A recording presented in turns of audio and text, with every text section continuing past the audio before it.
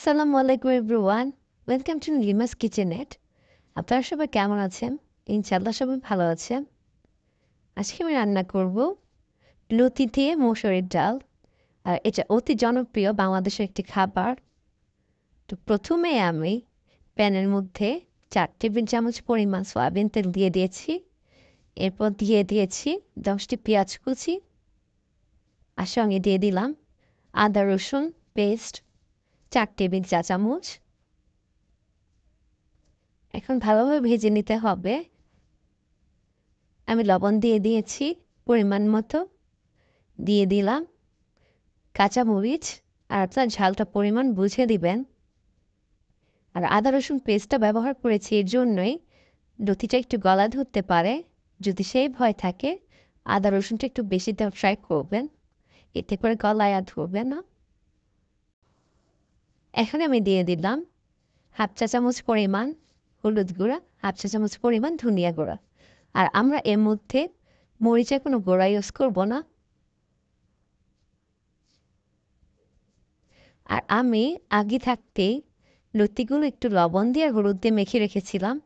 এতে করে লতিটা আর গলা ধরার কোনো চান্স থাকে না। মশলাটা ভালোভাবে কষিয়ে নিতে হবে। এখন আমি দিয়ে দিচ্ছি সেই লতিগুলো।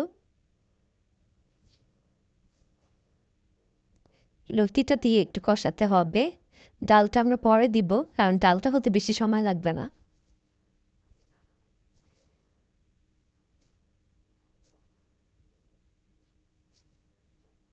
এখন ঢেকে দিব আমি।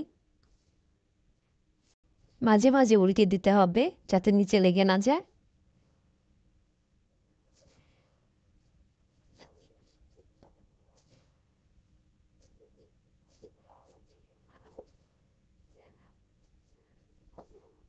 হয়ে গিয়েছে মশলাটা কষানো লতির সঙ্গে। এখন আমি দিয়ে দিয়েছি আগে থাকতে ধুয়ে নেওয়া মসুরের ডালগুলো, যেগুলো আমি 20 মিনিট ভিজিয়ে রেখেছিলাম। এতে করে ডালটা হতে সময় লাগবে খুবই কম। এখন একসঙ্গে ভালো করে ভেজে নিতে হবে।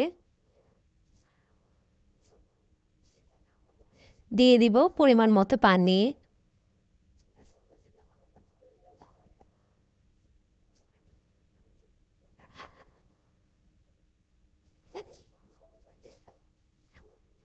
এখন আমি ঢেকে দিব 20 মিনিটের জন্য। ঢাকনাটা তুলে আমি দিয়ে দিচ্ছি 4 টুকরো আম। এতে করে আর লতিটা গলা ধরবেও না, আর ডালের স্বাদ দ্বিগুণ বেড়ে যাবে। আপনারা এভাবে ট্রাই করে দেখবেন, ইনশাল্লাহ ভালো লাগবে। সবাই ভালো থাকুন, সুস্থ থাকুন, নিডিমাস কিচেনের সঙ্গে থাকুন। আর কার কেমন লাগলো ভিডিওটি আমাকে কমেন্ট বক্সে জানাবেন। লাইক কমেন্ট শেয়ার দিয়ে পাশে থাকবেন। আল্লাহ হাফিজ।